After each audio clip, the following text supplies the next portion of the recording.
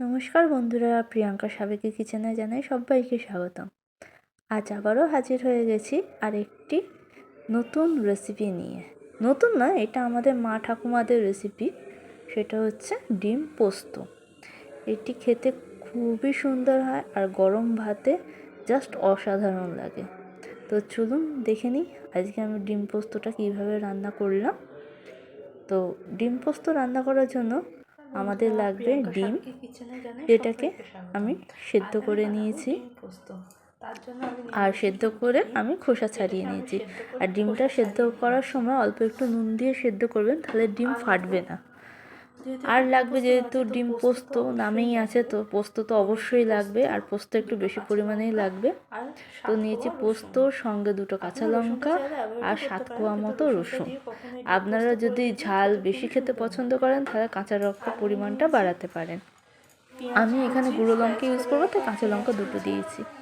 আর নিয়েছি স্লাইস করে পেঁয়াজ কুচি।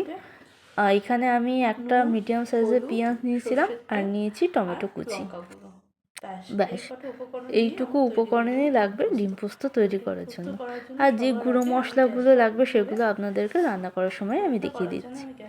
তো ডিম পোস্ত তৈরি করার জন্য আমি ফার্স্টেই গ্যাসে একটি কড়াই বসিয়ে নিয়েছি এবং তাতে দিয়ে দিয়েছি সর্ষের তেল। রান্নাটি অবশ্যই সর্ষের তেলেই রান্না করবেন, তাহলে এর টেস্ট খুবই ভালো আসবে। সাদা তেলে ডিম পোস্ত রান্নাটা অতটা খেতে ভালো লাগে না, তো অবশ্যই সর্ষের তেল ইউজ করবেন, রিফাইন্ড অয়েল নয়। তো যাই হোক, আমার তেলটা গরম হতে হতে ততক্ষণ আমি পোস্তর পেস্টটা তৈরি করে নেব। তার জন্য মিক্সিং জারে আমি পোস্ত, রসুন আর কাঁচা লঙ্কা দিয়ে দিয়েছি, আর সঙ্গে দিয়ে দিয়েছি সামান্য একটু নুন দিয়ে পোস্তকে বাটলে খুব মিহি একটি পেস্ট তৈরি হয়। তো দেখুন, আমি সমস্ত কিছুকে একসাথে বেটে নিয়েছি আর আমার কড়াইয়ে তেলটাও গরম হয়ে গেছে। এবার আমি তার মধ্যে ছেড়ে দেবো একে একে ডিম দিয়ে। তো ডিমে একটু জল ছিল, তার জন্য তেলে দিতে ফেটে উঠেছে।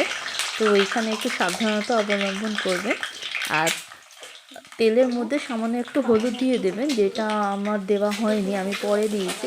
আপনারা ফার্স্টে একটু তেলে হলুদ দিয়ে নেবেন, তাহলে এতটা ফাটবে না। তো ডিমগুলো দিয়ে তার উপরে আমি দিয়ে দিলাম হলুদ গুঁড়ো আর দেবো সামান্য একটু নুন, যাতে ডিমের মধ্যে নুন হলুদ সমান পরিমাণে ঢুকে যায়। এই ভাজার সময়তে এই স্টেপটি অবশ্যই করবেন। তো দিয়ে আমি ডিমগুলোকে হালকাভাবে ভেজে নেব। ডিম কড়াভাবে ভাজবো না, হালকা ব্রাউনিশ কালার এলেই আমি ডিমগুলোকে উঠিয়ে নেব। তো দেখুন, ডিমগুলো ভাজার সময় লো ফ্লেমেই ভাজতে হবে, হাই ফ্লেমে ডিম ভাজবেন না, তাহলে ডিমের ওপরের খোলাটা বেশি ভাজা হয়ে যাবে এবং ডিম শক্ত হয়ে যাবে। তো মিডিয়াম ফ্লেমেই ডিমটাকে ভাজার চেষ্টা করবেন। এরকম যখন গোল্ডেন ব্রাউন কালার হয়ে যাবে, সেই পর্যায়ে আমি ডিমগুলোকে তুলে নেব। দেখুন, আমি ডিমগুলো তুলে নিয়েছি। এবার ওই একই তেলের মধ্যেই আমি পেঁয়াজ আর টমেটো কুচিটাকে দিয়ে দেবো। পেঁয়াজ টমেটো আমি একসাথেই দিলাম, কারণ এখানে পেঁয়াজ আমি বেশি ভাজবো না, হালকা ভাজা ভাজা হলেই আমি বাকি উপকরণ দিয়ে দেবো। তাই পেঁয়াজ আমি আগে ভাজলাম না, পেঁয়াজ টমেটো একসাথেই ভেজে নিলাম।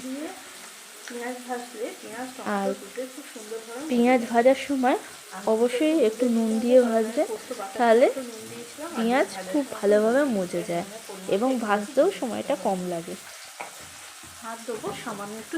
তো দেখুন, আমি দিয়ে দিয়েছি সামান্য একটু নুন। আপনারা আপনাদের আন্দাজ অনুযায়ী নুন দেবেন, কারণ ডিমের মধ্যেও নুন দিয়ে ভাজা হয়েছে আর পোস্ত বাটার সময়তেও নুন ইউজ করেছিলাম, তাই পেঁয়াজ ভাজার সময় নুনটা পরিমাণ মতোই দিতে হবে।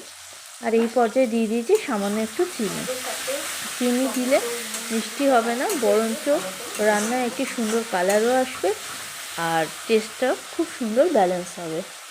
তো সব কিছু দিয়ে আমি ভালো করে নেড়ে চেড়ে একটু ভাজা ভাজা করে নেব। আমি 2টো কাঁচা লঙ্কা দিয়ে পেস্ট করে নিচ্ছি, তাই বেশি ঝাল দেবো না,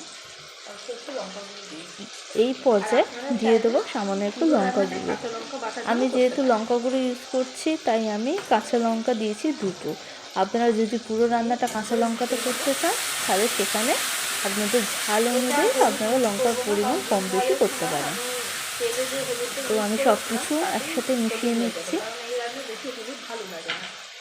দেখুন কীরকম তেল ছেড়েছে, এবং পেঁয়াজটাও এতটাই ভাজবেন, মানে এর থেকে বেশি ব্রাউন করে ফেলবেন না, তো রান্নাটা অতটা খেতে ভালো লাগবে না। মুখে হালকা পেঁয়াজ লাগলে রান্নাটা খেতে ভালো লাগবে।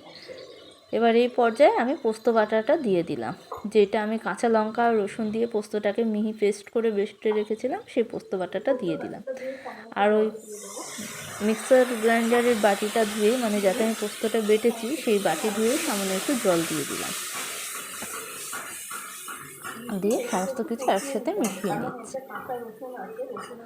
আর এইটাকে বারবার ভালো করে নাড়তে হবে মাঝে মধ্যে, কারণ যেহেতু এতে পোস্ত আছে তো কড়াইয়ের তলায় লেগে যাওয়ার একটা সম্ভাবনা থাকে, তো মাঝে মধ্যে এটাকে ভালো করে নেড়ে চেড়ে নিতে হবে।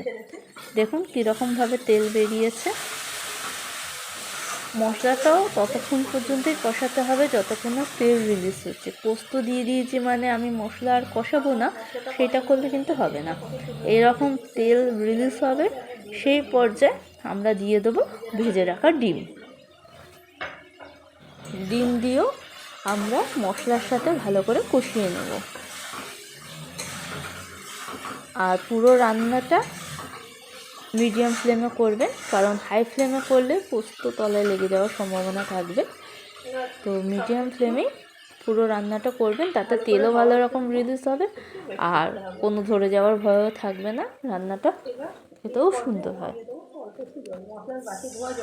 দেখুন এবার আমি বাকি জলটাও দিয়ে দিলাম। আপনারা যে যতটা গ্রেভি খেতে পছন্দ করেন সেই অনুযায়ী আপনারা ঝোল করে নেবেন।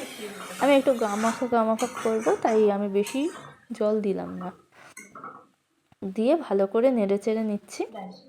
আর কিছুই এতে দেবার নেই, গ্রেভিটা নিয়ে এবার এইটাকে আমি 5 মিনিট মতো হতে দেবো। কত তাড়াতাড়ি এই ডিম পোস্তটা তৈরি হয়েছে। গরম ভাতে এটা খেতে খুবই অসাধারণ। দেখুন কীরকমভাবে বলক উঠেছে, এরকমভাবে বলক ফুটে উঠবে। আর এইটা ঢাকা চাপা দিয়ে রান্না করবেন না, কারণ ডিম আগে থেকে সেদ্ধ করা আছে, তো আমাদের সেদ্ধ করার কোনো কিছুরই প্রয়োজন নেই, জাস্ট আমরা গ্রেভি করে নেব। তো দেখুন আমি এতটাই ড্রাই রাখছি, আপনারা যদি ঝোল খেতে পছন্দ করেন সেখানে আর একটু জল অ্যাড করতে পারেন। এবার সব শেষে দিয়ে দেবো আমি কাঁচা সর্ষের তেল। যেহেতু এখানে পোস্তর একটা ব্যাপার আছে, তো পোস্ততে কাঁচা তেল ছাড়া পোস্ত অসম্পূর্ণ, তাই এই ডিম পোস্তটাও আমি লাস্টে অ্যাড করেছি কাঁচা সর্ষের তেল। আর এই পর্যায়ে গ্যাসের ফ্লেমটাকে আমি অফ করে দিয়েছি, দিয়ে খানিকক্ষণ ঢাকা চাপা দিয়ে রেখেছিলাম। এবার আপনাদেরকে সার্ভ করে দেখাচ্ছি। তো দেখুন তৈরি হয়ে গেছে আমার ডিম পোস্ত। দেখতে কতটা সুন্দর হয়েছে, খেতেও খুবই সুন্দর হয়।